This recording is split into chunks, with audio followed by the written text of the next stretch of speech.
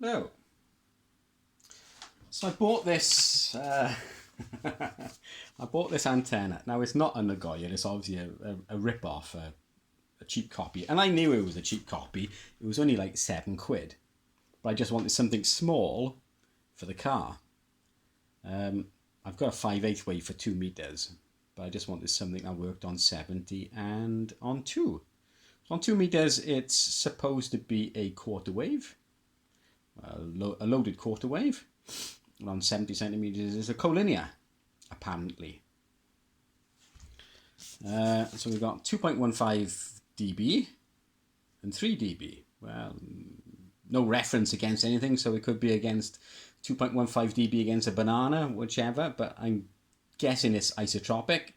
So basically 0 dB gain there if you take 2.15 off, and you're left with just under 1 dB or whatever it is on 70 centimeters, which is pretty pointless really. It doesn't make any difference. But I just wanted something that covered the both bands. And I thought, well, for £7, I'll give it a go. So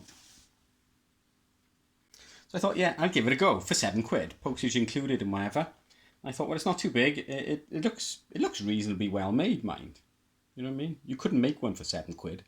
That's why I thought to myself, I'll just buy it. But the minute I took it out of the packet, I thought, hold on a minute, that phase-in coil there, even though it looks like a coil, and they've gone to all the effort of, you know, it's machined quite well. I've got to be honest. This, you know, the tolerances are good. There's no gaps or anything, and it all fits together really nicely.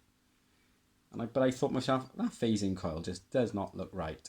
Watch this. Obviously, with a coil, you've got a conductor at the top and a conductor at the bottom to connect it to the top and bottom of the coil, and then in between the coil, separating it, should be an insulator.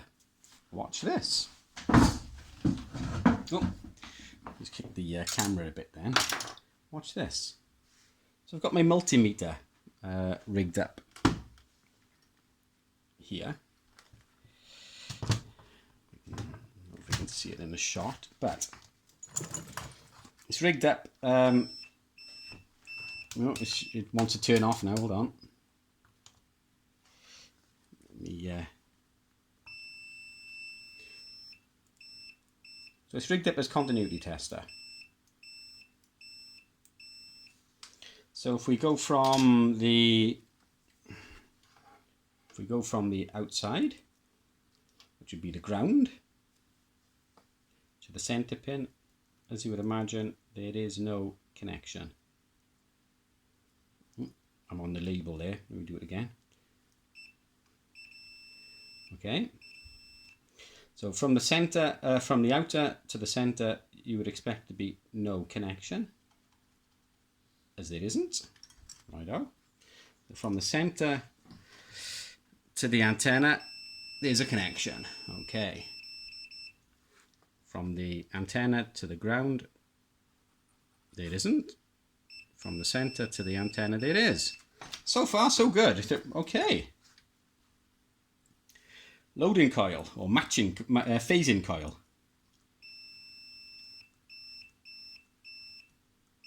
Okay, you think okay.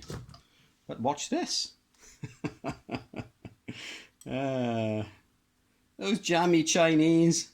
Watch this. Take the coil off altogether.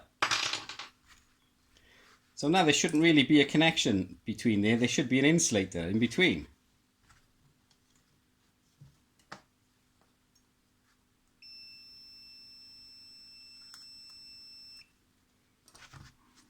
Okay, what's going on there?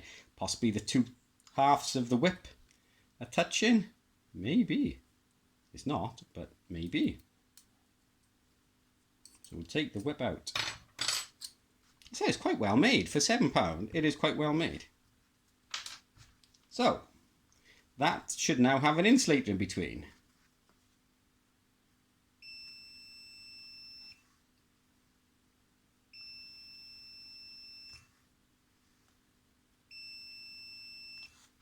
So, it is just a dummy phase-in coil. They've gone to the effort, mind, of actually making a focus. They've actually gone to the effort of, you know, bending a stainless steel piece of, well, whip then into a coil, and having this machined. Oh, one of the grub screws dropped out. They even send a spare grub screw. They've gone to the effort of sending a spare grub screw and an Allen key, or a hex wrench, whatever you want to call it.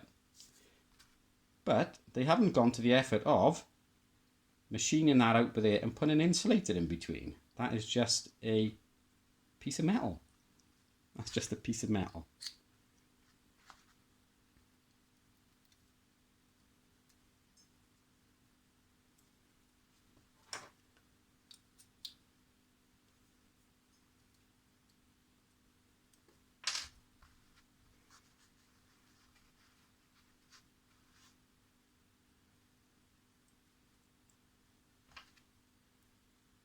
The grub screw that just dropped out back in.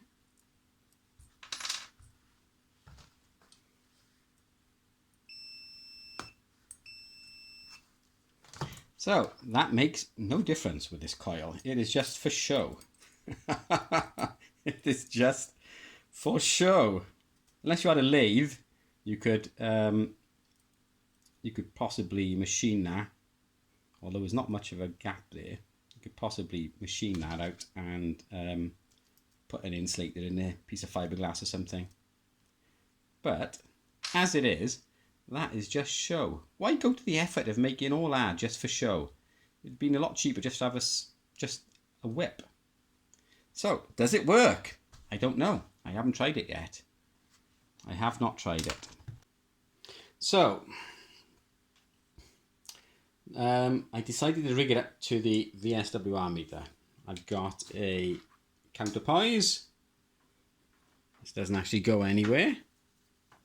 It's just a length of coax to act as a, if I can find the end of it, as a counterpoise, and it's just connected to the ground side. The center part of the coax isn't connected, so it's just the braid being used, and the antenna is on an angle, on a 90-degree elbow. That's the antenna. I've got it rigged up to the to the Bofang, and we're on 145/475. Now the Bofang isn't putting out enough power really to fully set the or calibrate the VSWR meter. Let me bring that over there.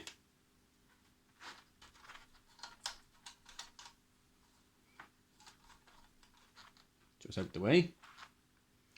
Okay, so the two frequencies we've got are 145/475 and 433. So I thought 433 would be okay. It's a wide old band is 70, so we'll give it a go. So we're on 145/475 now. So if I put the meter to calibrate, there's not quite enough power to fully calibrate it, but you'll get an idea. Take it to VSWR, and we have very low. Okay, so let's go to 433. Just press the AB button on the VFO. So we're on 433 meg now, and we'll do the same thing again. So no, again, not enough power from the Bofang to fully set the needle to calibrate, but it's not far off. You get an indication. The SWR, it's moving, just about. If I pick it up, it goes up. Obviously, if I put the whip, if I touch the top of the whip, ooh, as you can see there, but if I move my hand away, just slight flicker. So it does work. So let's remove the coil and see what happens. So let's just do this again. So on 433 megs we have well, virtually zero VSWR. That doesn't mean to say it's radiating mine. It could be a dummy load for all I know. 2 meters, 145, 475. We have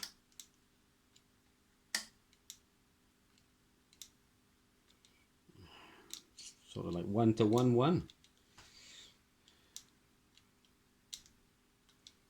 So yeah, it is low. So let's remove this coil and see what we get. Will it make any difference? I can't really imagine it making any difference at all. The antenna back up tight and have a look. So we're still on 2 meters, right? Let's calibrate. Okay. Is it going up? Hard to say. Let's try on 70. This would be the band. This is supposed to be a collinear on, so obviously the phasing coil would make a difference. So 433. Okay.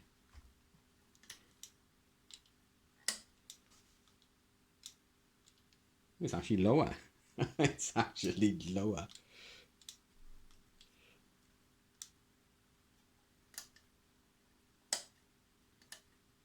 Yeah, it's so low, it barely doesn't move. So what is the point? What is the point of that coil? It is just show. But there we go. Anyway, it does work on the both bands.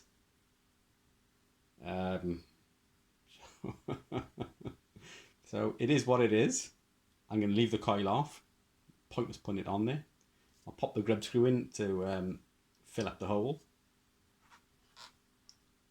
I'll pop the grub screw in to fill up the, you can't quite see it, but I know. To fill up the hole there, and I'll see if I can find another one. Right, okay.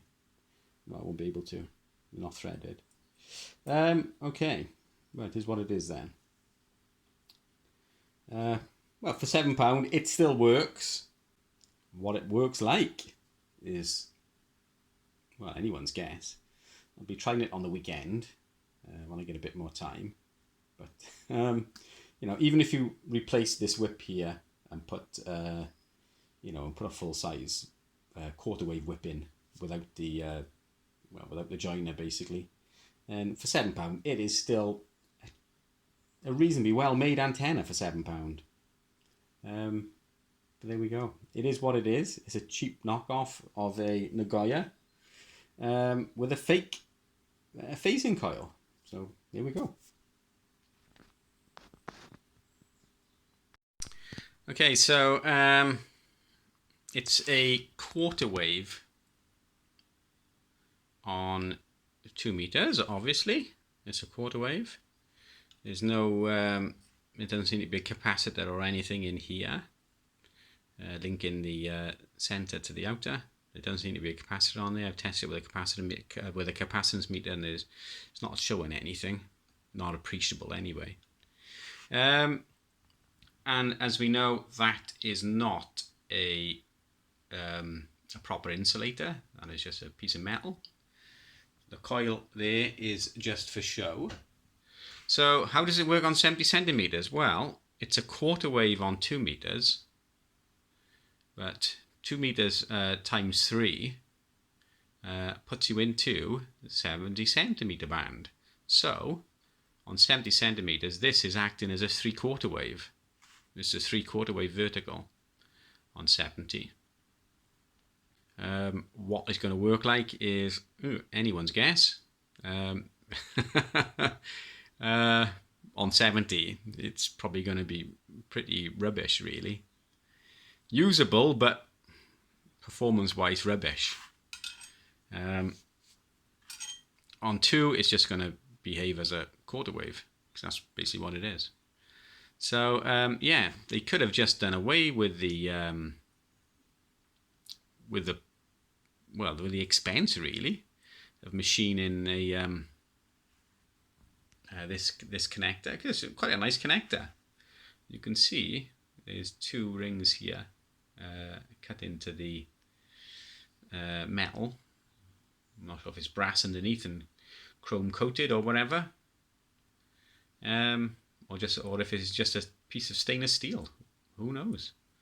But you can see where they did cut into it, where an insulator would go if they were going to use this as a proper insulator. So an insulator would have gone between there, in that space there, and the coil possibly would have worked then. But as is, it's a 3/4 wave. It's a 3/4 wave on 70 centimeters and a 1/4 wave on 2 meters. That's how it's showing the low VSWR on my Wells SP380. So yeah, well, there we go. It does work. What it works like is another thing. So we'll give it a go on the weekend. But it's quite well made. I'm quite not shocked, but I'm shocked at that.